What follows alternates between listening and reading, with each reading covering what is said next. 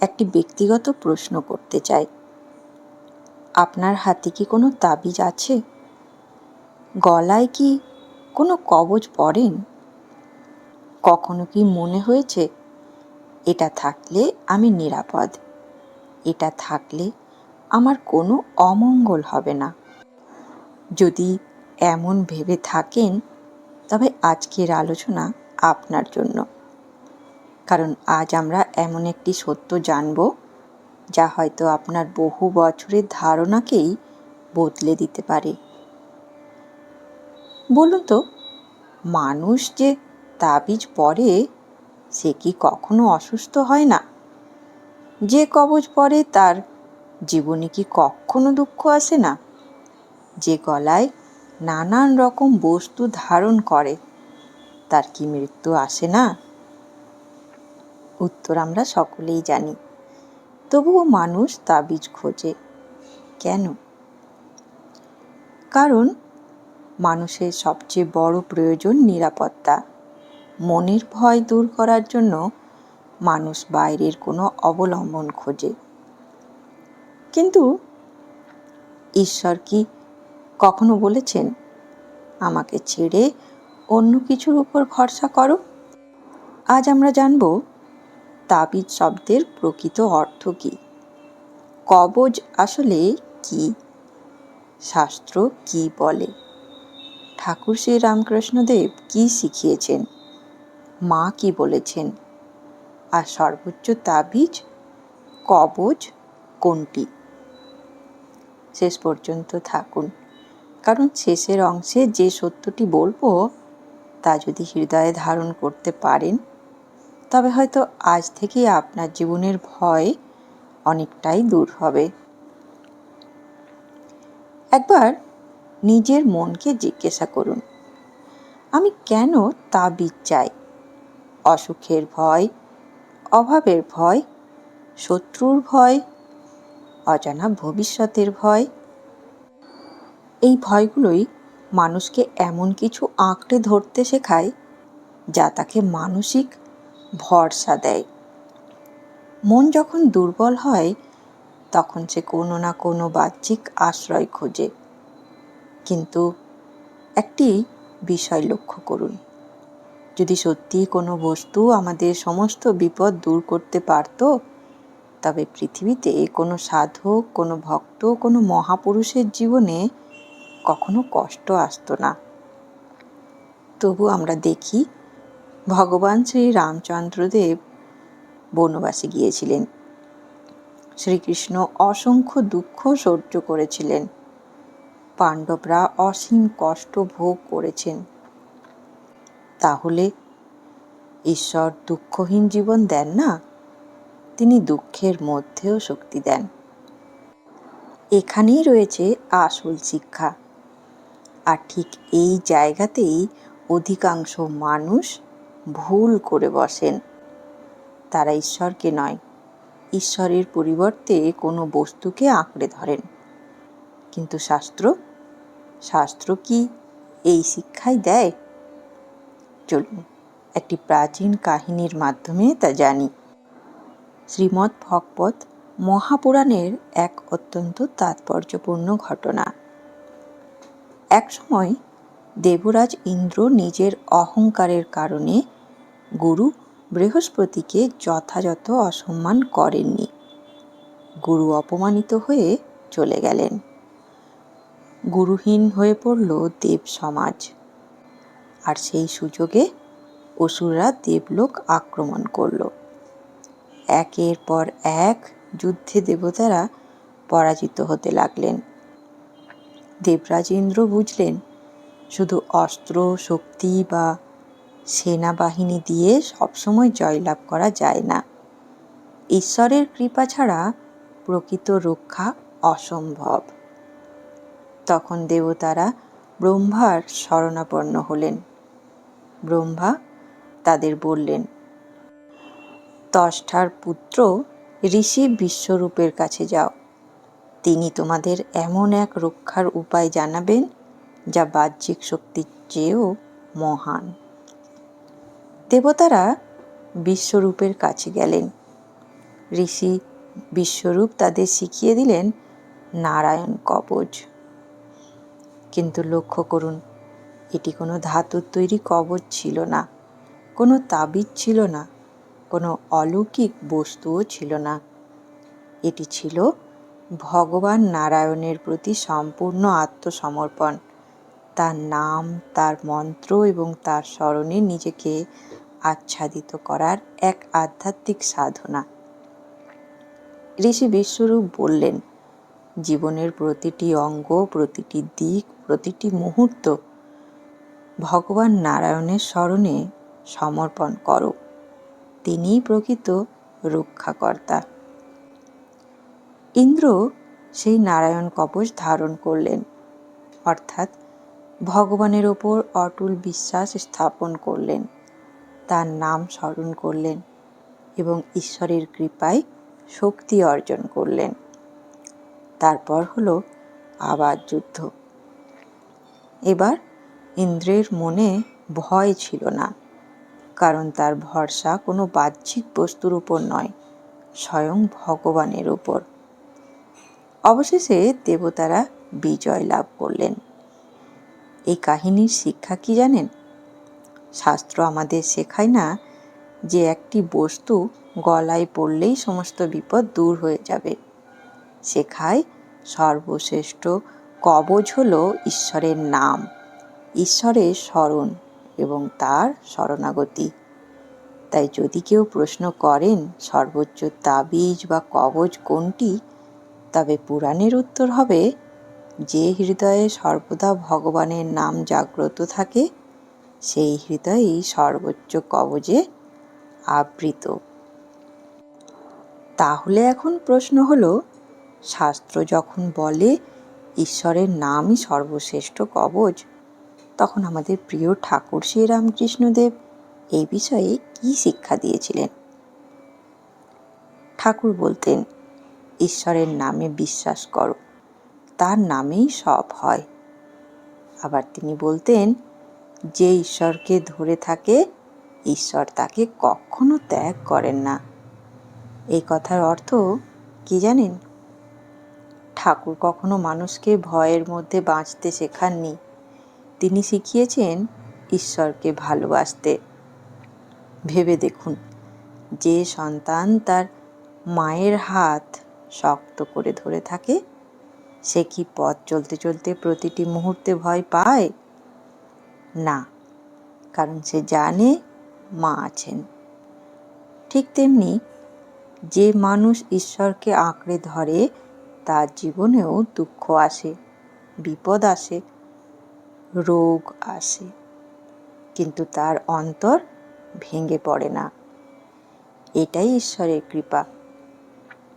ঠাকুর আরও বলতেন, মায়ায় পড়ে মানুষ ঈশ্বরকে ভুলে যায়। এই মায়া শুধু ধন সম্পদের নয়, এই মায়া হলো যখন আমরা মনে করি কোনো বস্তুই আমাকে রক্ষা করবে। যদি ঈশ্বরের চেয়ে কোনো বস্তুর উপর আমাদের বিশ্বাস বেশি হয়, তবে সেটাই আসক্তি। আর আসক্তি থেকেই জন্ম নেয় দুঃখ।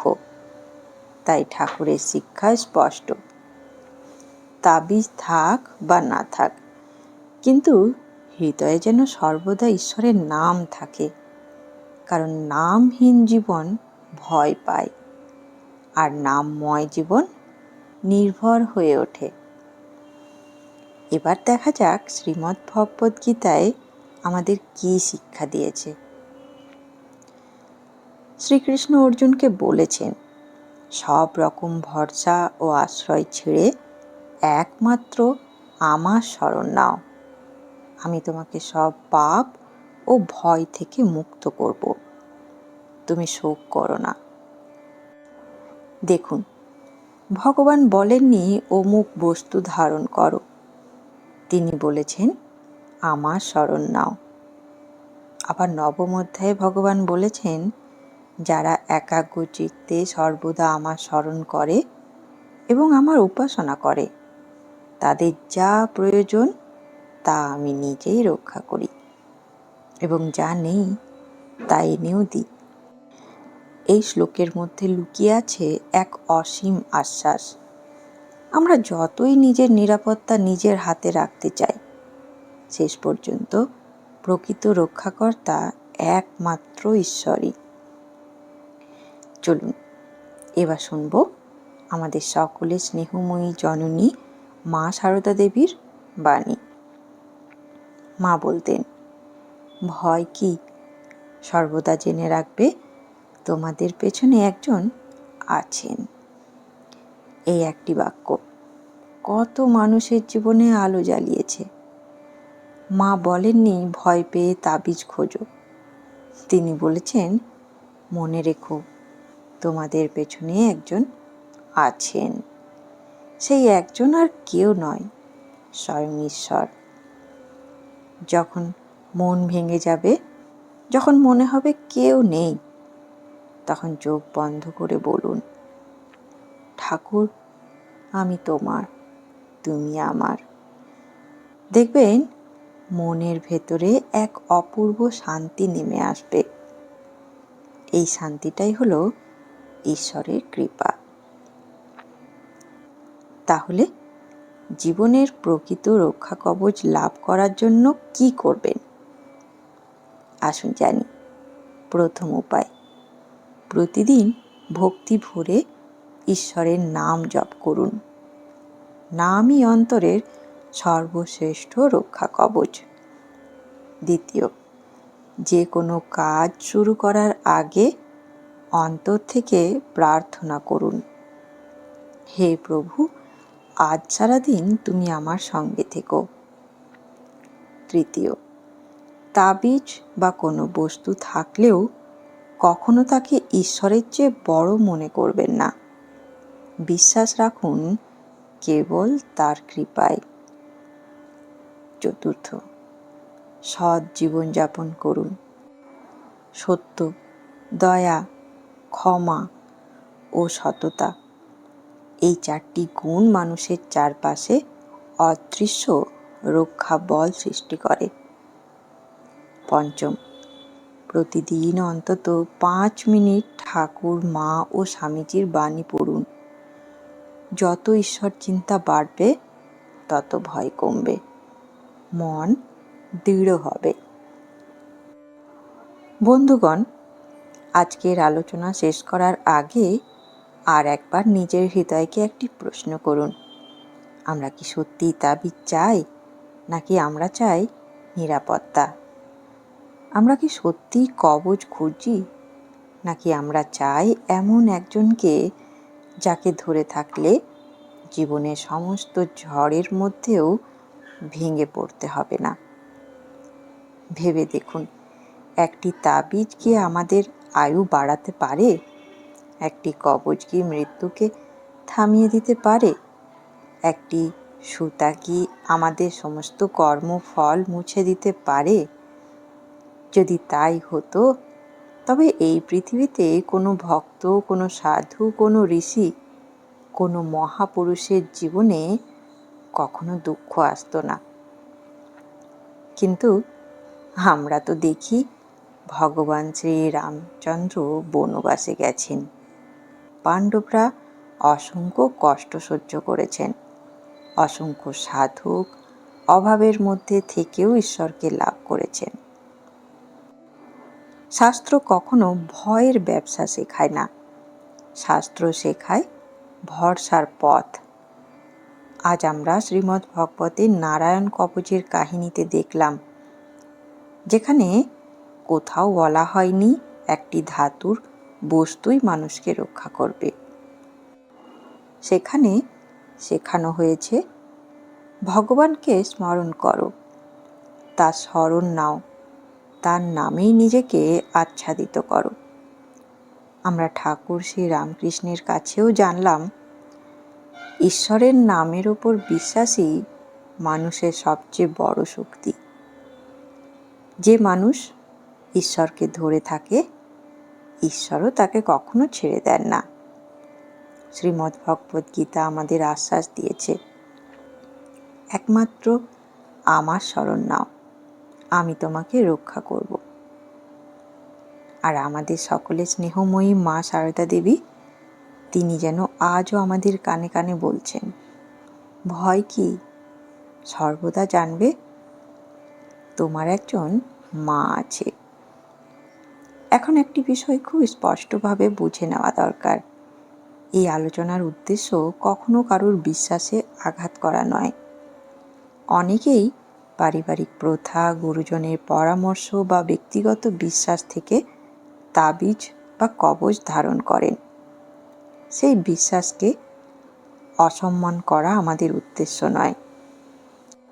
কিন্তু যদি কোনোদিন এমন মনে হয় যে এই তাবিজই আমাকে রক্ষা করছে, ঈশ্বর নন, তবে সেখানেই আমাদের ভাবনার পরিবর্তন দরকার।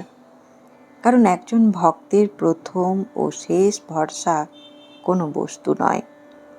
প্রথম ও শেষ ভরসা স্বয়ং ভগবান।